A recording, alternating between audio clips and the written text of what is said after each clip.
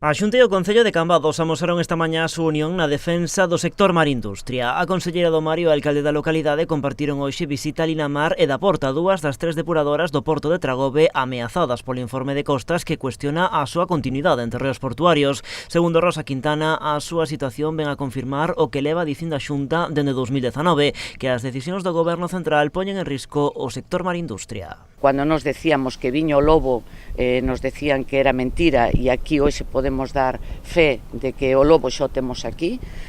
Nos lle pedimos ao Ministerio de Transición Ecolóxica que non aplique estes agravios tan comparativos para Galicia, unha comunidade autónoma que vive do mar. A conselleira entende que o Goberno Central descoñece a realidade galega e que, ademais, as consideracións do Executivo sobre o Plan Especial de Cambados semellan invadir competencias exclusivas de Galicia. Hai cousas que non son capaz de entender.